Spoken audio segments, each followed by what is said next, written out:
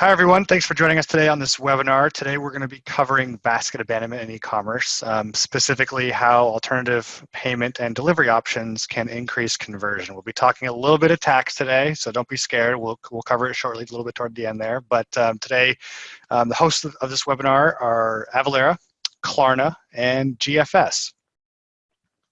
And your presenters today are myself, Jake Estes. I'm a solutions engineer for Avalara. We're also joined by Bobby Toulis, a group marketing director for GFS. And last but certainly not least, Richard Blakeborough, who is a senior commercial manager over at Klarna. Okay. First, just a little bit about Avalara for those of you who aren't aware. Avalara is a cloud-based tax technology firm. We're headquartered in the United States, over in Seattle, Washington, but we have about a dozen offices around the globe, including here in the UK, in Brighton, where I'm based. Globally, we've got about 2,500 or so employees, and our core focus is really for customers to use our technology through their existing business applications, right? So your ERP, your e-commerce website, your POS software, right? Wherever you sell through, you can use AvaTax to manage tax calculations and compliance globally, right? So wherever you sell, you can use our software, okay?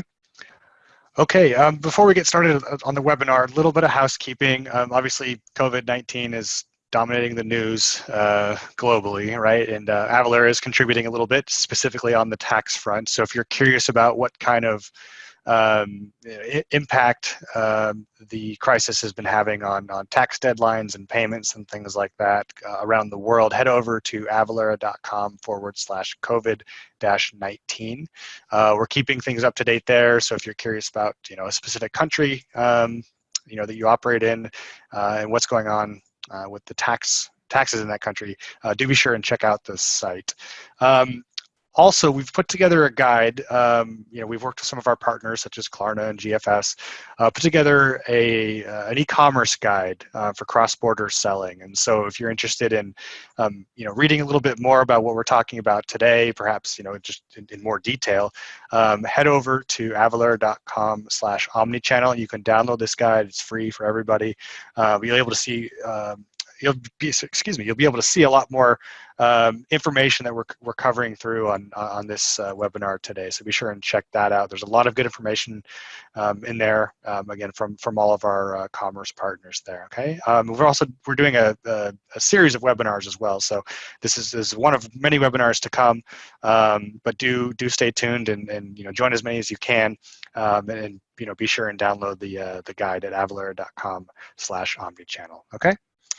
Now, to get started, I'm going to introduce you to Richard Blakeborough over at Klarna. Richard, take it away. Sure, thanks very much, Jake. So, my name is Richard Blakeborough. I am Senior Commercial Manager here in the UK, and my role at Klarna really is to extol the virtues of Klarna payment methods to merchants in lots of different sectors in lots of different countries. And previously, well, before I was at Klarna, I actually worked with large enterprise retailers creating basket abandonment email programs. So this is a topic quite close to my heart. And today we're going to talk about the following. We're going to look at payment methods and how they can be more than just a payment method. I'm going to run through the rise of buy now, pay later and what it was and what it is now and how it can be used to counteract cart abandonment. And I'm also going to leave you with some top tips in what I think you could be doing as a retailer and what results you could see. So to start off, I think the most obvious thing I see in online retail now is the customer is always right. And I would say over the last 10 years, there's been a real step change in the way that customers behave. And this is really highlighted by that first stat, which is 55% of shoppers say that one bad experience will stop them returning to a brand. And we can talk about the multiple different reasons as to why consumers will leave your site and not buy, but I think this is one of the most important ones. And these bad experiences can be pretty much anything. And I think a great contextual example of this is, shipping and fees are higher at the last step in a checkout.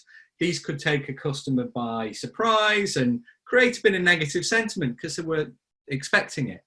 And there's a study by an organization called Namagu where 75% of those who were surveyed said this was one of the main reasons they abandoned. And it's particularly poignant because we're going to be talking about tax later on from Avalara, and some of the work that we've done with them at Klarna has really highlighted how important it is that you articulate fees such as tax and even shipping fees really early on in the checkout to reduce abandonment. Also, it's really tough for retailers now, given that the consumers that they're striving to attract to their sites are just so discerning, and that a lot of retailers now say they're working harder than ever before to retain customers. And you can look at this, that retailers are sometimes competing for customers' attention, not just their money anymore, because of the amount of choice. And really this leads me on to looking at the shopper of the future, or even the shopper of the present. Because given the current conditions that we're in, I think we're all getting a bit like this younger consumer, the Generation Z consumer. And these are guys who are 16 to 25 years old. They're going to make up around 40% of consumer spending by the end of 2020, according to a Spreadfast survey. And they consume a heck of a lot of content. You can see from those stats that millennials, the slightly older demographic, are consuming around 2 hours less, but Generation Z are consuming 10.6 hours of content a day. And this really just highlights the choice that people have now. And this definitely plays a part in abandonment and reduction in conversion rate, because if you don't like what you see, you can go elsewhere and get it from a different site. The other characteristic of this generation, and I think we're all guilty of it no matter how old we are, is our constant need for immediate gratification. And this is when we seek out positive experiences, gratification, and we want them immediately. And we've been trained to do this by services such as Uber and Deliveroo and, organizations such as Amazon, whereby we just expect everything immediately. And if we don't gratify ourselves in the time frame that we expect, it creates anxiety and it creates abandonment, because you either leave and not carry on, or you change the way that you're behaving. And this is pretty well articulated in this stat, which is 45% shoppers say they abandon because of long or complex checkouts. And this is from the Namagu survey I mentioned earlier. So it's very important that you're creating this really smooth path to purchase, because people just cannot tolerate any sort of delays. And if there is a delay, they can go elsewhere with the choice that's available to them. And I said it's just a payment method, right? And payment methods have traditionally been just to transact and to complete a purchase, but we're seeing that this is becoming a really important part of an e-commerce manager's toolkit in increasing conversion rates and reducing abandonment. And this is a great stat, because in Germany, you can see around 7 different payment methods in a checkout. And the study by Wirecard showed that almost 31% of German shoppers will abandon a purchase if they can't see their preferred payment method. And this is right at the beginning of the customer journey. So if you're a retailer and you're not offering payment methods such as Rechnung, which is German for bill or invoice, PayPal or direct bank transfer, you will see a marked increase in your abandonment rate.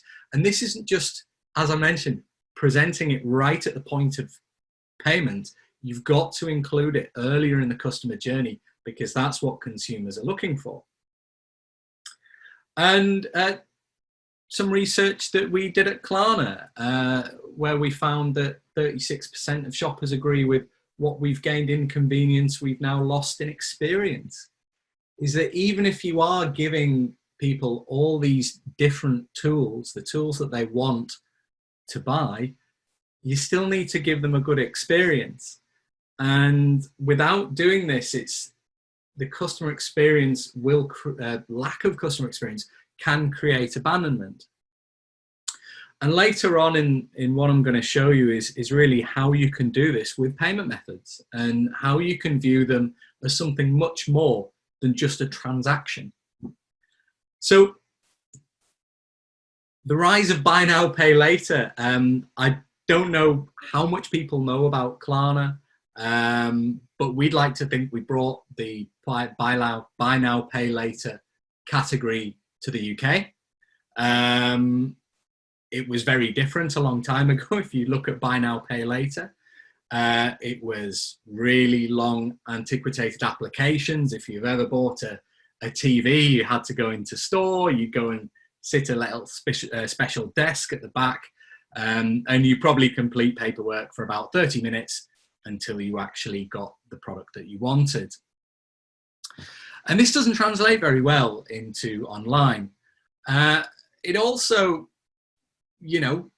was really highly attached to high interest rates and really complicated ways of purchasing and late fees.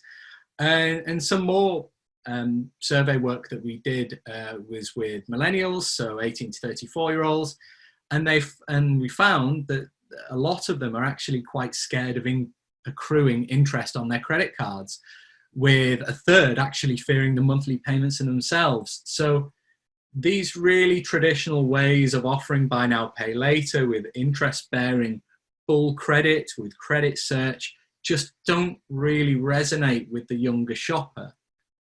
So we decided to do something a little bit different. We started to look at the customer experience. We started to look, this needs to be functional, but it also needs to be a good experience.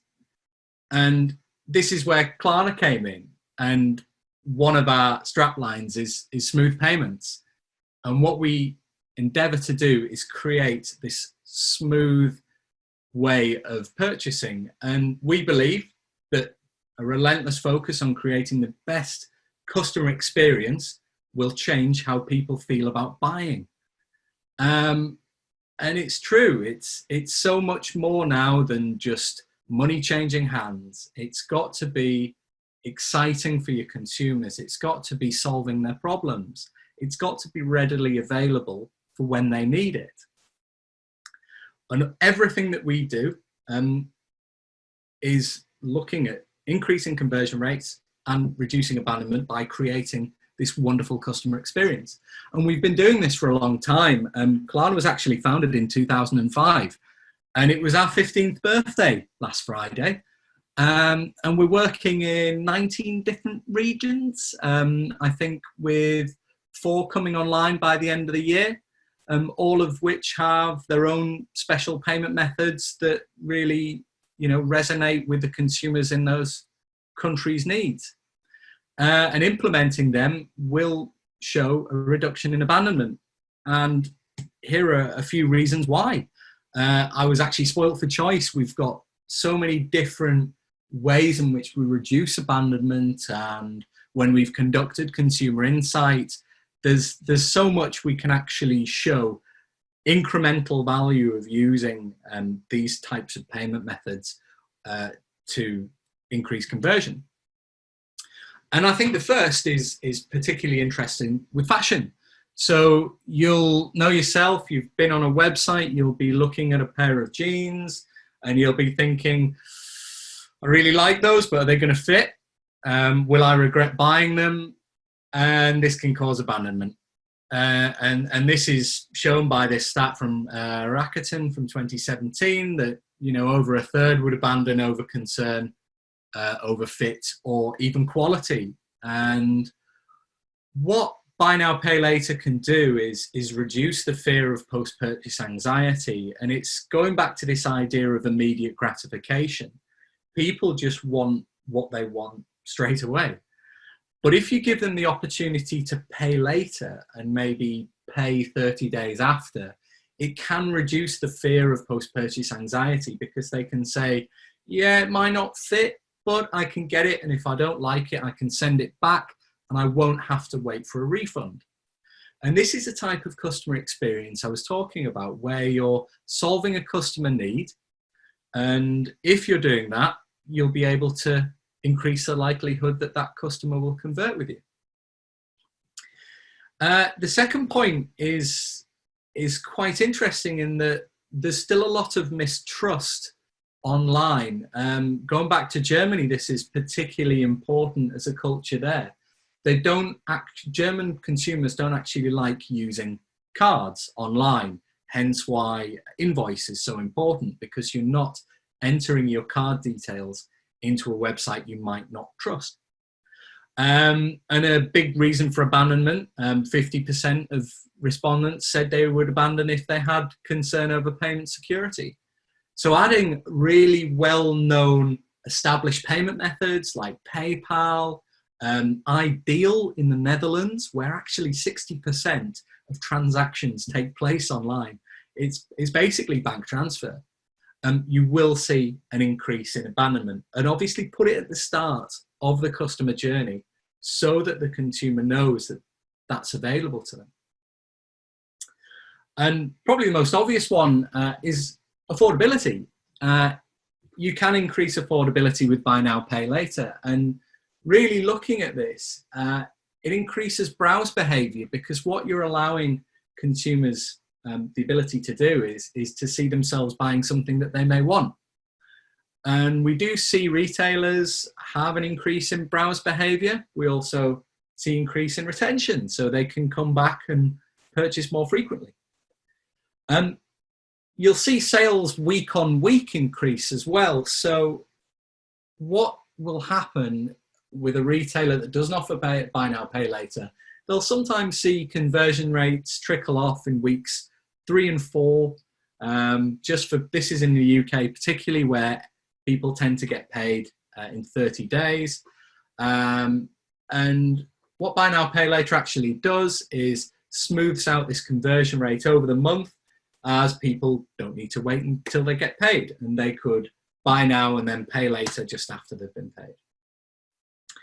And most interestingly, we do see a reduction in returns for one of our payment methods, which is pay later in 3 installments in the UK, or pay later in 4 installments in the US.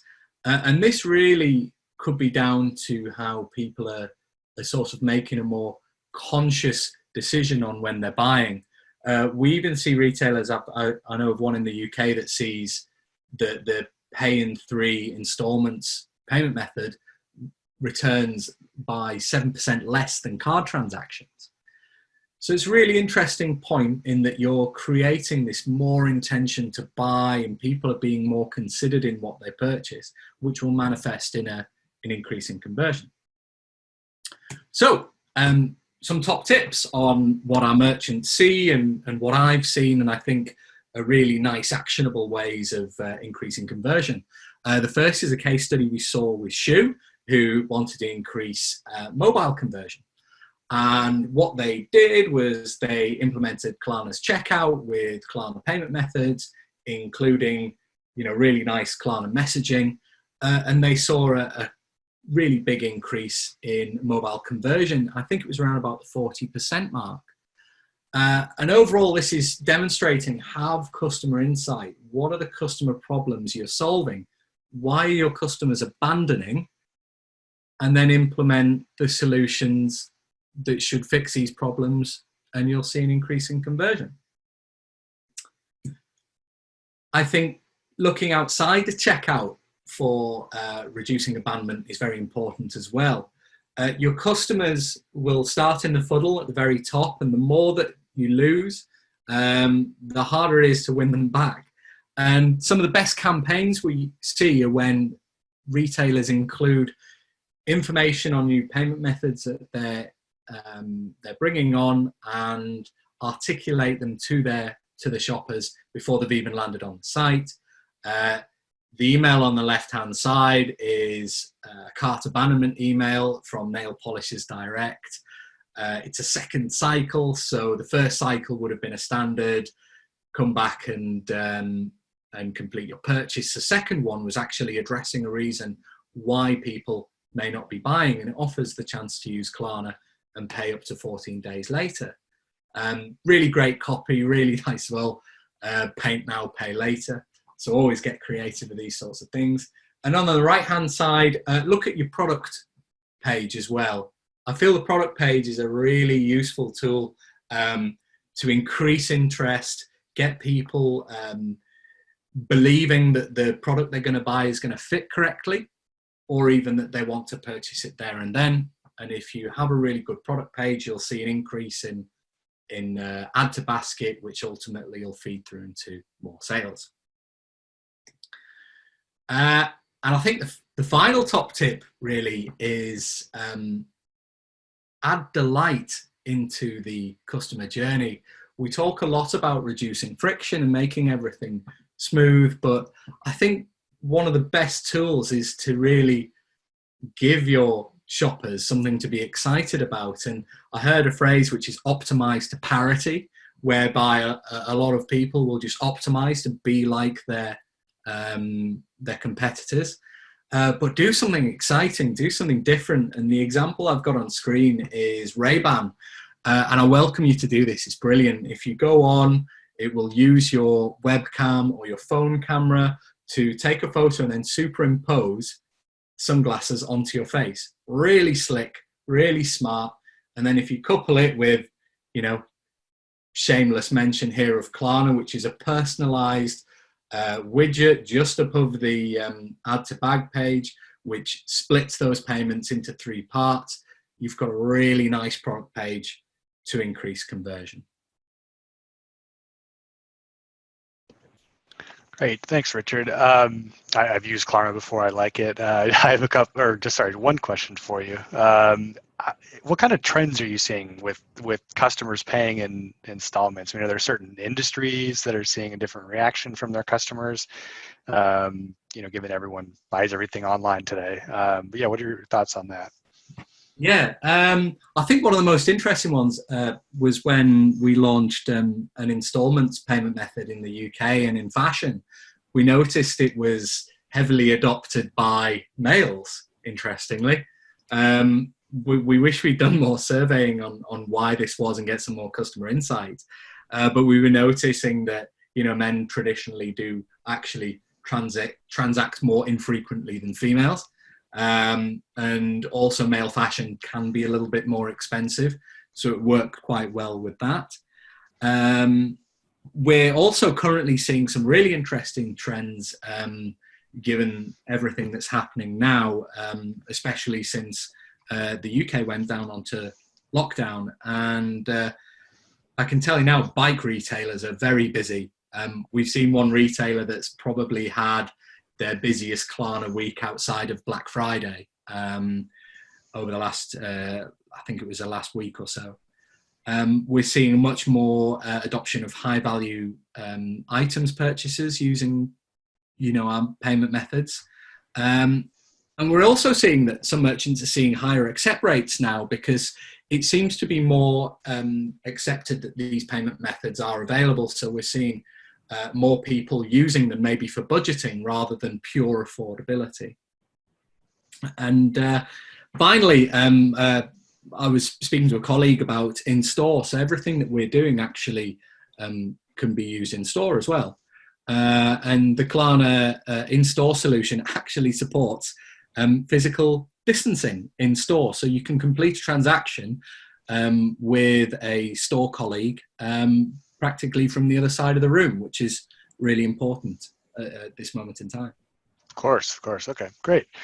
Well, thank you very much, Richard. It's a very insightful presentation there. Thank you. Welcome. Thanks very much, Jake. Yep. Just a reminder to send us your questions online anytime today. We have a number of people here to help answer them, and we'll answer a few questions live at the end of the presentations as well. So we're now going to move on to the next presentation from Bobby Toulis from GFS, who's going to talk to us about delivery. Bobby, over to you.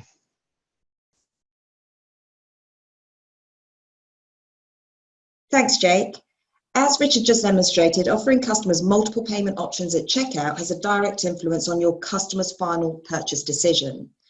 The same applies to the delivery options you offer. and giving customers the delivery experience they expect from checkout to doorstep. The question, however, is what are the things that your customers care most about delivery?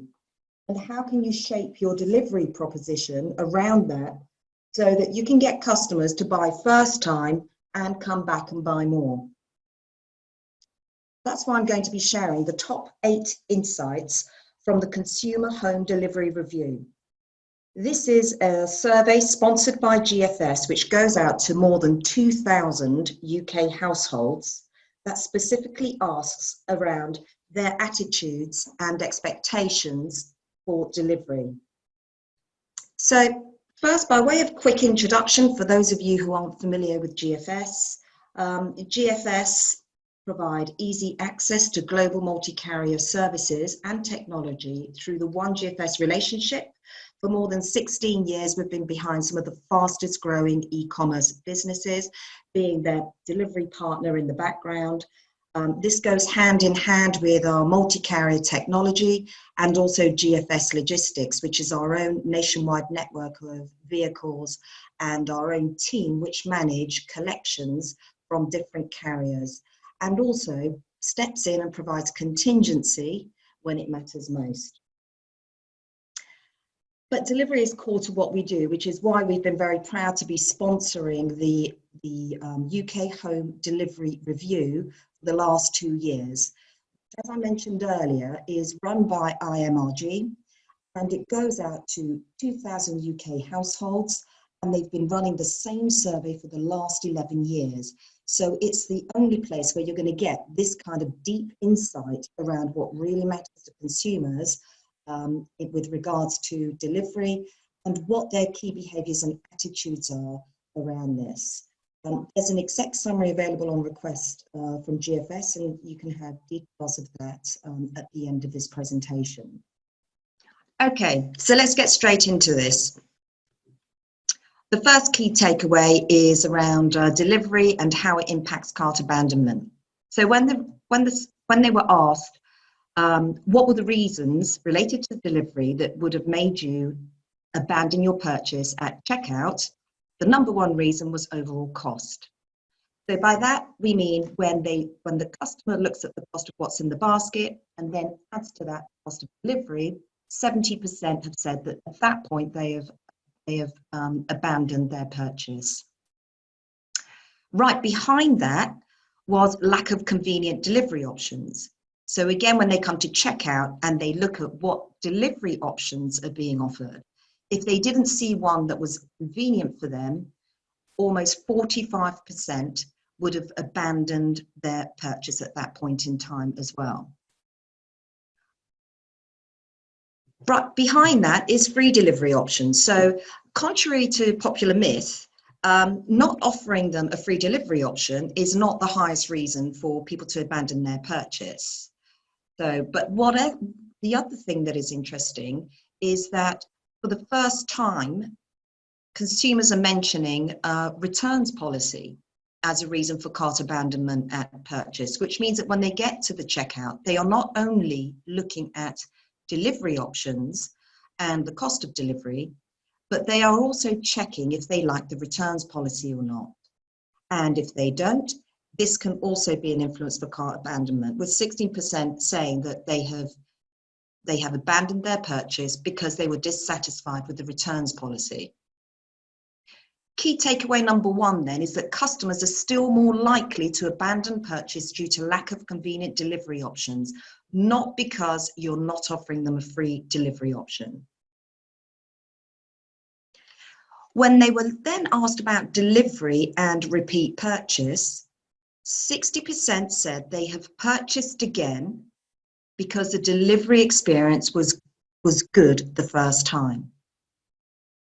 So back to my point I made in the introduction is that the delivery and delivery experience doesn't just end at start and end at checkout. The delivery experience is the journey from checkout to doorstep and also back again. So key takeaway number 2 is a good delivery experience encourages repeat purchase. Now, logically, the opposite also applies in that a bad delivery experience means you're going to lose the customer and they're more likely to go and make their purchase elsewhere. So now let's look at convenience of delivery, and what do consumers mean by that when they say they want delivery to be more convenient? So when presented with a range of options, what they said, what is top of the list for them is access to online order tracking, and also information around being advised when delivery can be expected, being able to choose a specific delivery day, being able to choose a specific delivery time slot. But something which is, and all those aspects have increased. So they want more and more information and visibility of where their parcel is in the journey. One thing that has changed there, though, in this year's report compared with last year, is that evening delivery options are less popular. So being able to choose an evening delivery option has actually shrunk back. So last year it was around 60% saying they would, that would be something which would be convenient for them. But this year that shrunk right back to less than 40%. So key takeaway number 3 is that consumers want even more convenience in terms of convenience and control, in terms of constant notifications and the control to be able to be very specific about where they want their parcel, how and when, but they're not so keen to be disturbed at the weekends or in the evenings anymore.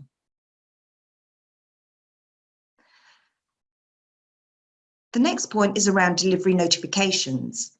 So we've said previously that keeping your customers informed with regular delivery notifications throughout the delivery journey is very important for them. But what parts of the delivery process would they most want to be updated on? Top of the list is being informed of a failed delivery. After that is being warned in advance if there's a problem with the delivery or if there's going to be a delay. And then after that, it's all around just information around when parcels are being dispatched or when they should expect to receive them. So on average, 70% consider all types of pre-delivery notifications important. But the key takeaway from this is that consistent communication is key to managing expectations and reducing failed deliveries. So we see that they most care about being informed if a delivery is going to be late or if it's not going to turn up. And that's all around managing their expectations with notifications, because for a consumer, a failed delivery is not when something doesn't turn up. A failed delivery is when a parcel doesn't arrive when it's expected to arrive. So managing consumer expectations with regular notifications, especially if there's going to be a problem with their delivery, is really key to keeping your customer, to managing their expectations and reducing what would be seen as a failed delivery.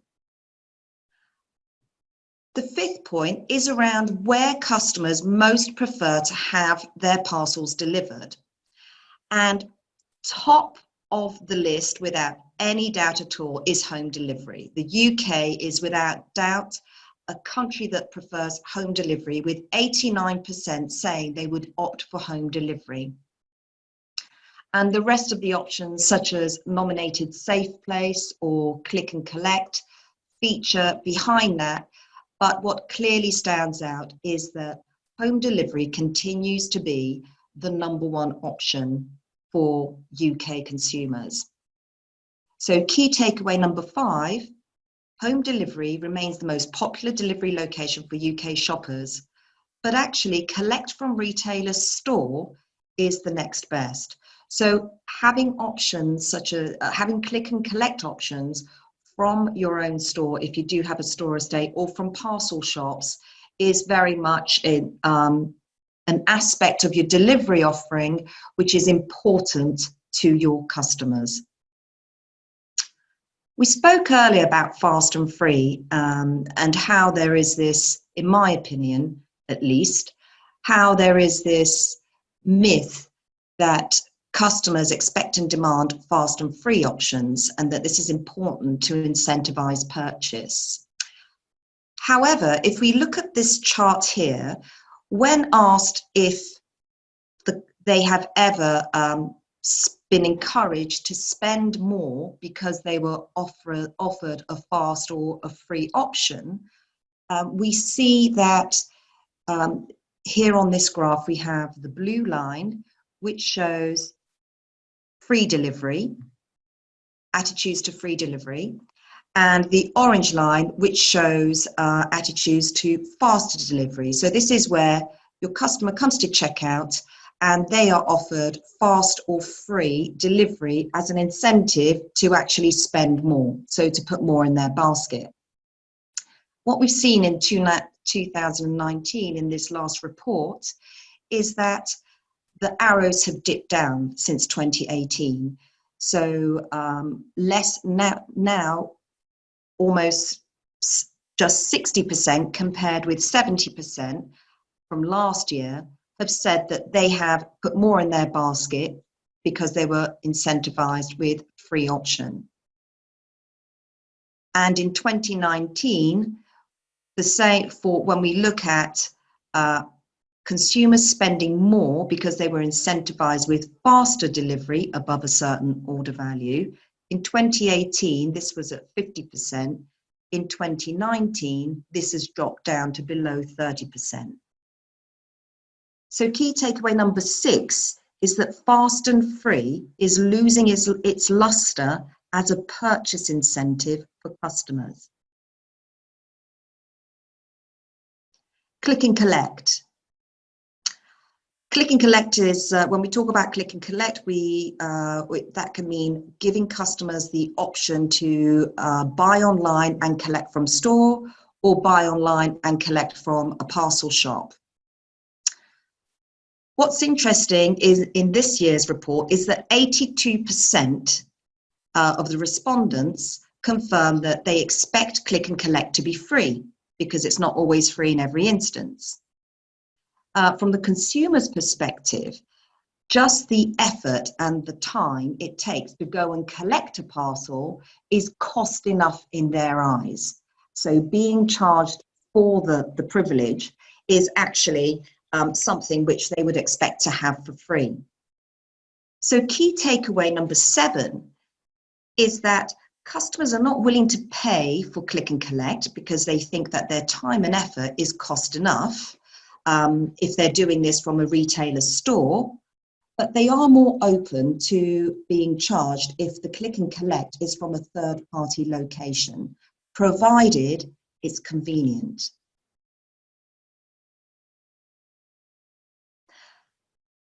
The last point, number 8, focuses on overall satisfaction with regards to the delivery experience in contrast to the returns experience.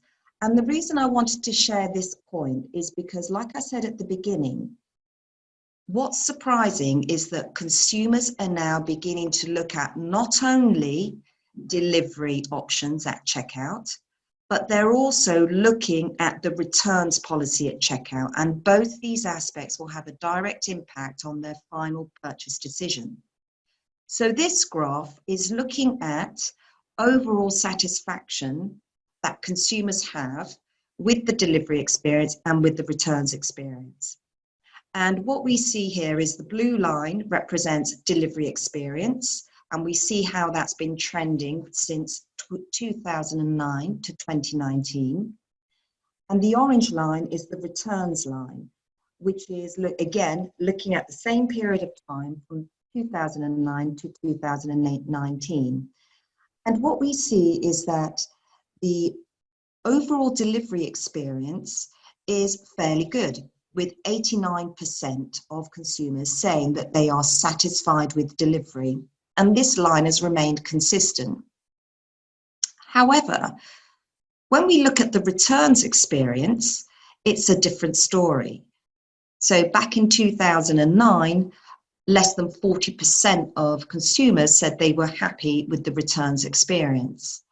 And in 2019, this is 10 years later, this is moved up very slowly to just below about 65%, 69% saying that they are satisfied with returns. So whilst the delivery experience is more or less consistent and most consumers are relatively happy with that, the gap between that and the returns experience is not closing. So key takeaway number 8 is that overall satisfaction with both delivery and returns has increased, but returns still has significantly further to go. So this is an area as well as an opportunity that online retailers should be looking should be focusing on in order to influence cart abandonment rates. So in summary, if I were to pull this into 3 key takeaways, the first would be that convenience of delivery trumps fast and free, but this requires giving customers a wide choice of delivery options to pick from. So in our experience at GFS, our guiding principles is convenience is king for the online consumer. So you've got to give them those, what would be a broad enough set of delivery options, so they've got a chance to be able to find one that is convenient for them. But you can't second guess what's convenient for your consumer.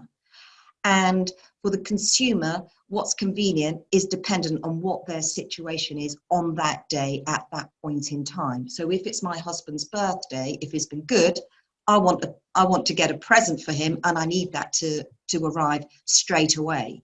So if I don't see express delivery or next day delivery, at that point, I may decide to go and look elsewhere. So you can't second guess what's convenient for your customers. And this changes all the time. So what you need to do is offer them the broadest possible choice of delivery options that they can pick from. The second key takeaway is that communication throughout the delivery journey is vital for managing customer expectations and reducing what would otherwise be seen as a failed delivery. And the third and final takeaway that I'd like to leave you with is that delivery and returns deserve attention in equal measure. And that if you're trying to look at how you can influence your cart abandonment rates, get customers not only to buy from you the first time, but come back and buy again, then don't just look at your delivery options, also look at the returns policies and returns options, because customers expect the same kind of convenience and choice when it comes to returns as they do when it comes to delivery. And this is becoming very front of mind when they're making their purchase decision. There's a lot of other information and resources relating to delivery and how you can be shaping your proposition to ensure that you give customers the delivery experience they want to maximize sales on our website. So as well as an executive summary of the report, there's also a webinar recording on the same topic, which was done jointly with IMRG. There's also an ebook on how to grow global e-commerce sales with delivery. And of course, there's also case studies. So if you're interested, you can learn from other customers, other retailers, such as Mamas and Papas, about how they use delivery to turn the customer experience around and also increase sales. Thanks, Bobby. I have a couple of quick questions for you. So obviously very topical right now, but what trends are you and the GFS team seeing right now with international delivery as it relates to the COVID-19 crisis? I mean, are there any new trends emerging, like, not being able to click and collect, things like that, or what are your thoughts on that? Yes, certainly. When it comes for international delivery, click and collect stores have been impacted quite severely in countries such as France. They've been, I think there's a lot of the parcel shops have now been shut down. Spain, all the parcel shops have been shut down. Germany, I think there's about half of them that have been shut down.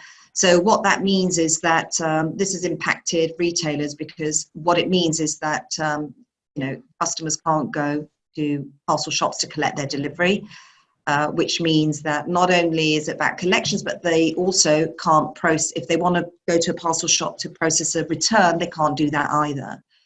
So parcel shops have been click and collect parcel shops, that's been greatly affected.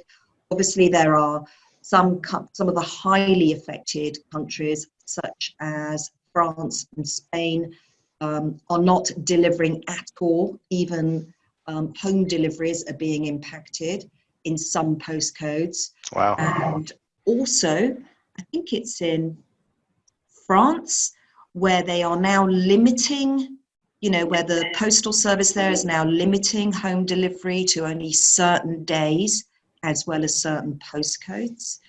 So, yeah, I think this has had a stronger impact on international. Domestic is holding up much better. Right. So some countries obviously impacted much more severely than others. Interesting. Okay. Yeah. Just a kind of a follow-up question, kind of relating to some of your earlier slides. In your experience, what direct impact does delivery have on cart abandonment rates? From our experience, I would say that it has a direct impact on cart abandonment rates. What I can say is that we have seen instances or examples where customers have added new delivery options, such as click and collect, nominated delivery days, and just by simply adding those delivery options, they've seen an uplift in 10 to 12% in terms of, or I should say a reduction by 10 to 12% in cart abandonment rates, simply by adding those new delivery options. Great, thanks for that, Bobby. Just a quick reminder to everyone that we have the presenters here to answer any questions online, so please do send them through if you have them. We're going to touch a bit on tax now, and then we'll be doing a live Q&A with a few questions at the end of the presentation in about 10 minutes or so. All right, now we're going to talk tax for a few minutes.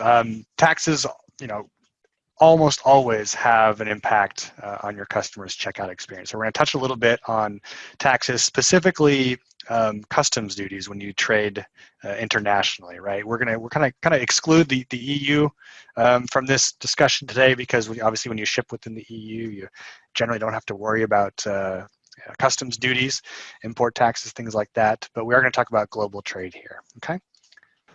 Okay, so we found a study done in 2019 that asked businesses, what kind of challenges they had in encountering, what kind of challenges they encountered, in cross-border selling. And, of the kind of top 10 responses, half of them had to do with issues with customs and fees, okay?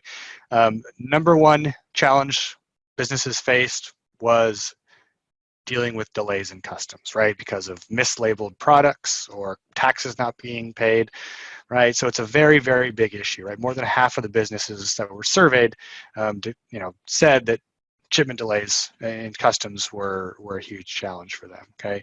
Other issues as it relates to cross-border taxes or finding the actual rate, right? It's not like you've got a flat rate for shoes and other widgets, right? Everything that you sell cross-border will have some kind of different duty rate applied to it, okay? And downstream from that, it does impact the customer experience, right, in a pretty significant way, okay? Not setting expectations correctly can have a huge hurdle, can cause huge hurdles with getting goods to the customer's front doors, okay? And sometimes they even reject shipments, right? If you're not saying what the duties and taxes are going to be, and the customer gets a letter when they're expecting their product saying they owe more in taxes, they can just flat out reject it and send it back to you. Then you're dealing with additional shipment fees, penalties from your carrier and things like that. Okay, so the first kind of pillar of cross-border trade that every business has to address, right, is HS codes. And for those of you who aren't aware, an HS code is a system of item classification that's managed by the World Customs Organization. It's used by about 180 different countries to monitor and control the imports and exports of commodities, right? It doesn't apply to, digital downloads and digital streaming and things like that, but anything you can touch, anything tangible, will have a different HS code applied to it. The international HS system is essentially divided into 21 sections, and then those 21 sections are subdivided into 99 chapters.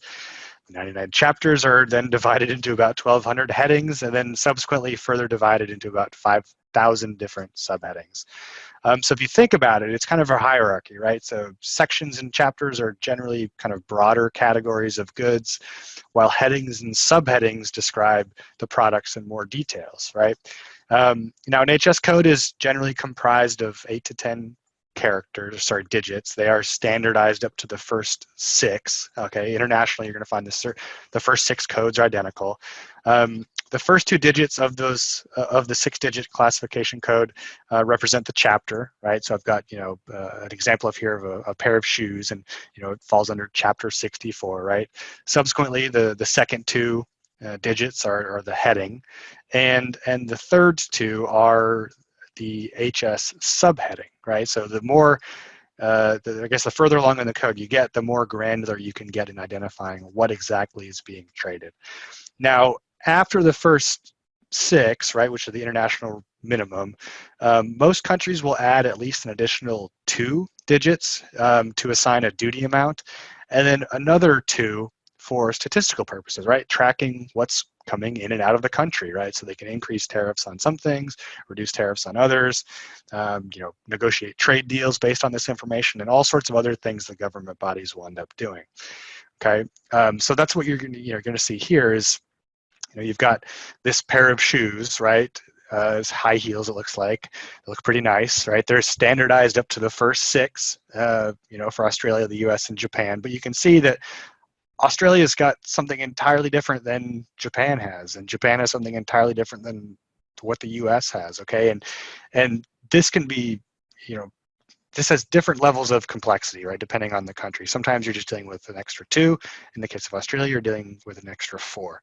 To provide some context around, the complexity of individual countries, so I took a customs exam last year, and during my studies, I bought a copy of the harmonized tariff system of the United States as a book, the HTS US.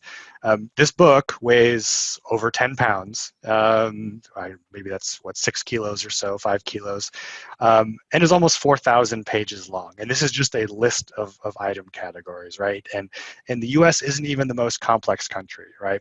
So some of these are longer, some of them are shorter, of course, but just to kind of illustrate the complexity here, every country is going to have its own complexities when it comes to finding the right classification for the products that you're trying to import or export, okay? Now, finding an HS code is hard, but it's a critical activity to trading cross-border, and there's really, unfortunately, no way around it. If you don't classify something correctly, customs will hold it, right? They'll hold it in a warehouse, and they will not release it until it's been classified correctly. Nothing can, enter into the commerce of a country unless it has been classified correctly, right? Again, for statistical and reporting purposes. Some countries have pretty aggressive fines, right? That they'll levy if something is misclassified or if they find something to be, fraudulently classified, right? And, the fine, as an example, fines can be something as egregious as 10% of the shipment value, or sometimes they're going to penalize you double what the normal duty rate would be, in addition to interest and other fees on top of that fine. But on the flip side of that, if you're underpaying something, or I guess if you're underpaying something, then they'll fine you and penalize you the difference. But if you misclassify something, it also results in you overpaying, right? So if you classify something incorrectly and you pay 10% in duties, when in reality you were only subject to 6%, right? That can be a pretty material difference if you're shipping a lot into a given country. So very important to get right. Now, just to kind of add on that, when duties are calculated incorrectly, it has a material impact on your online business, right? If you're showing the customer what the taxes are going to be on your website, and you say it's 10%, and in reality it's 6%, customer might think that percent is too high, right? That tax amount's too high, and they'll just throw it out. They'll go to a different supplier, right? And so you're going to see a higher rate of product rejections and order rejections as well, okay? Now, on the flip side, you charge too little, it means you're eating that cost, right? Because the last thing you want to do is have to, go back to your customer and ask for additional payment to cover the duties. So you're just, by and large, likely going to eat that cost, right? So it does have an adverse impact on your margins as well. Now, when you're shipping, B2C globally, you're generally going to come across two different what are called Incoterms. And an Incoterm is essentially a way of identifying on a transaction who's responsible for the taxes. Okay, simple as that. There are numerous different Incoterms if you're manufacturing and other kind of industries, but for B2C retail, you're by and large going to come across two. And the first one is what's called DAP, or delivery at place. Okay, and the approach with this Incoterm is kind of, hey, let the customer deal with it, right? As a business, we trade internationally, and we want to be pretty hands-off with taxes. And so customers are going to order from us, and they're going to take care of the taxes themselves, right? We want to be, again, pretty hands-off. Now, this, I guess, is good from the business's perspective because it keeps things simple, right? You're not subject to any global compliance requirements. Now, on the flip side, your customers are going to have a very poor experience because they're going to get hit with duties and taxes when the goods get to the country, right? So, if, we're here in the UK.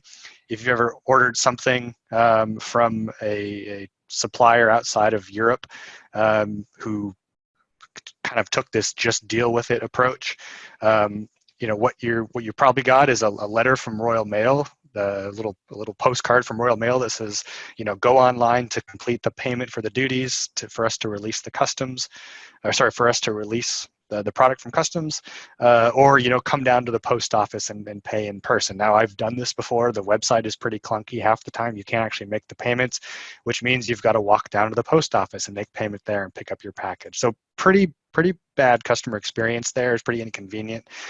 You can also just reject them. So as an individual, I can tell the post office I don't want to pay the taxes, send it back, and then the merchant, the business I bought from, is responsible for any penalties and extra delivery fees that their carrier might make them subject to paying. In the e-commerce store too, if I don't see taxes, but I'm a savvy enough customer, right? I buy a lot online from international companies, and I know there's going to be duties and they don't tell me about it, I might just abandon that cart altogether, right? And I might go to a supplier that's a little more honest and upfront with me about the tax requirements that one of us is going to have to pay, right? Now, on the flip side, what more and more businesses are starting to do nowadays, because there's a lot of technology out there that helps support this and makes this easier, is they're switching to a second Incoterm. And this Incoterm is called DDP, or Delivery Duty Paid. And as the name would imply, the duties are paid, right? They are paid, as the transaction takes place, okay? And it provides really a kind of an optimal, streamlined customer experience, right? Because what the taxes are going to be up front. The merchant is being honest with you. They're saying, hey, our stuff costs $100 or 100 euros or whatever the currency.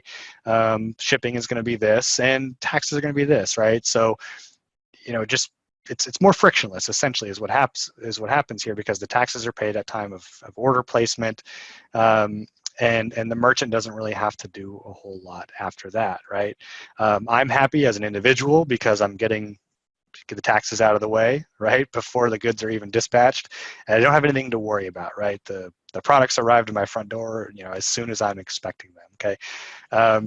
And for retailers who are, very focused on customer experience, this is a good way to go. And this is, the reason why we're seeing a lot more companies switch to DDP, okay? Now, there's a flip side to this coin, right? So,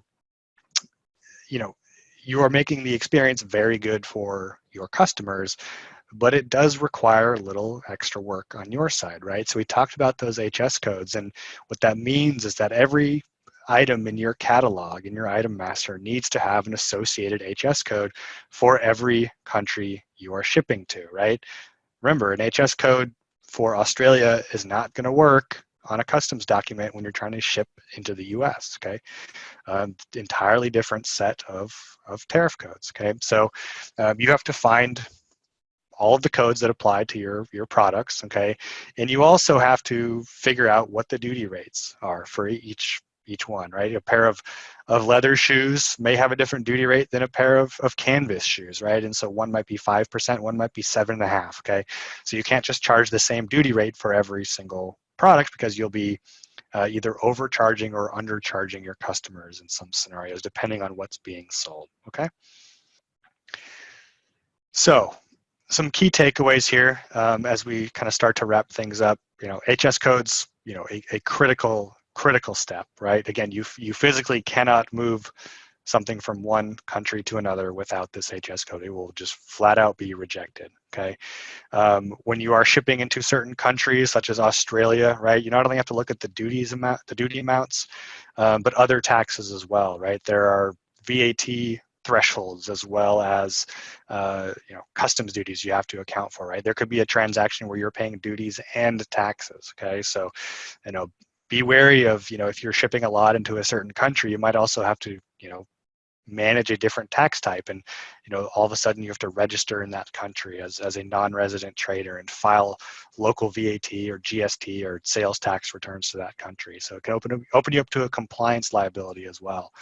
Okay, and strongly consider, if you don't do it already, adding duties and taxes into the cost at checkout, right? It's a transparency exercise, right? And I think most businesses would find that being transparent with the customer tends to result in the best experience. You get positive reviews and all of the positive outcomes that come with positive customer experience. So there are tons of tools out there today, right? You look at some of Avalara's partners like GFS, Klarna, right? All of these folks are doing things to help all of this cross-border trade complexity become easier, right? You can use GFS for shipping, Klarna for payments, right, and collecting those taxes. And you can use Avalara software for finding the HS codes and then finding the duty rate on your website in real time. So all sorts of technology out there for folks to use. It's just a matter of picking the right one that works for your business and the countries you sell into and the other considerations. Okay. All right, so we had some questions come in. We've got a few minutes to answer them here as we wrap things up. The first question is for you, Richard. So do you notice seasonality with buy now, pay later for different regions within Europe or other places? Well, last year we saw a big spike over Black Friday and peak, particularly in the US and the UK. This is kind of obvious, but there were huge peaks for us, particularly with new users picking Klarna for the first time. We were seeing well over 100,000 new users in the UK alone. And this is almost, double from what we normally see. For seasonality, we normally ebb and flow with seasonal peaks and troughs.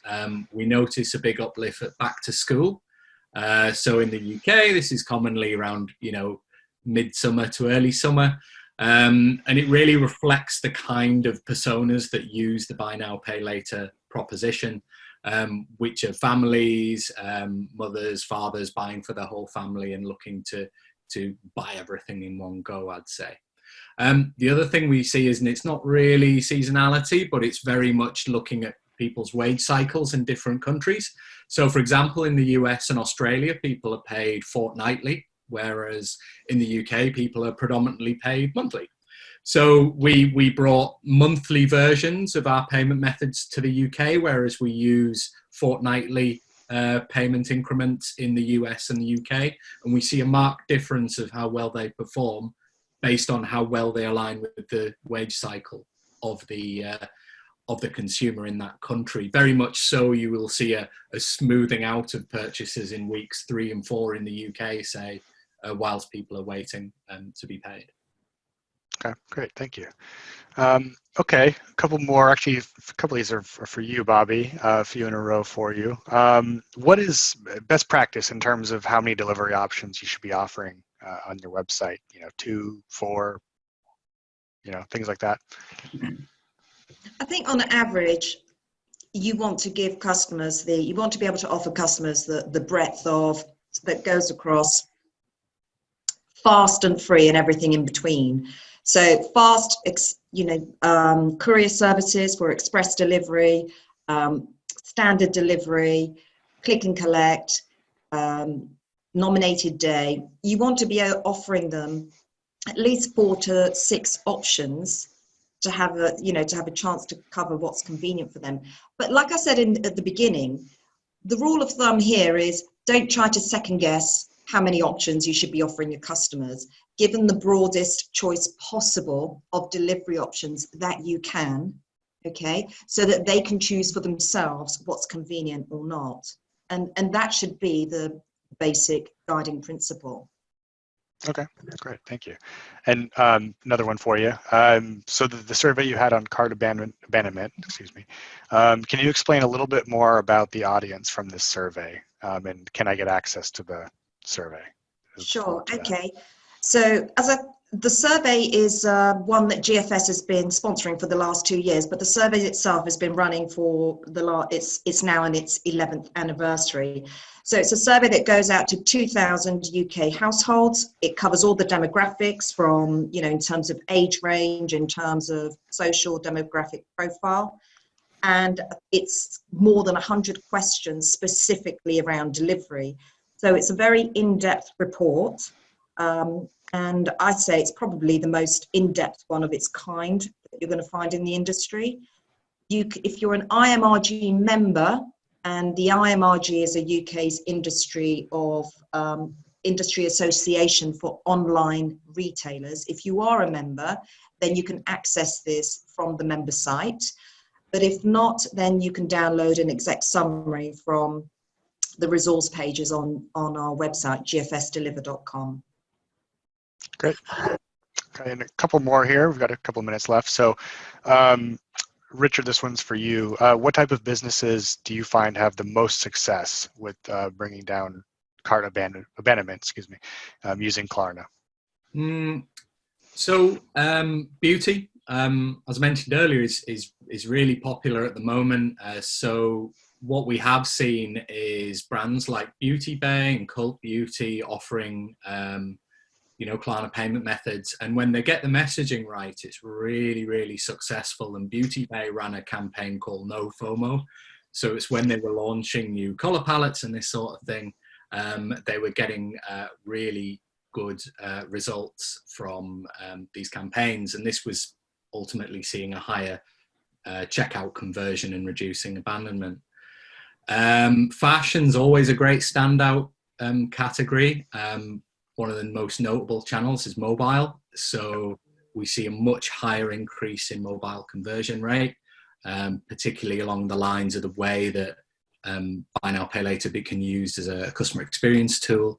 And we've got quite a few case studies of, say, Polano Pirate, which saw a 20% increase in conversion on mobile. So yeah, fashion right across the board as well. Okay. Cool. And then last question for today, Bobby, this one's for you. And Amazon dominates pretty much everything nowadays, and this question relates to that. So Amazon has obviously set the bar very high on delivery expectations, but it's hard to compete, right, for the mom and pop type stores. What's your take on this? I would refer back to the survey, and my point that, you know, there is this myth, I think it's been created more by the industry, that they feel that they have to follow what Amazon is doing in terms of offering, you know, free delivery, next day delivery, you know, prime delivery. You know, consumers have come to expect this. However, in contrast to that, the survey shows that fast and free is important for consumers as one of the options. But if you only offered fast and free, then that's not going to do it for them in terms of what they're looking for. They want more choice. So I do believe that Amazon has, you know, set the bar in terms of delivery expectations.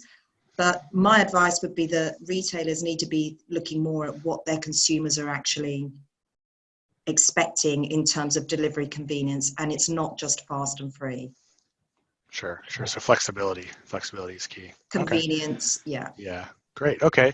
To kind of wrap things up, I mentioned this earlier. We've got some online tools.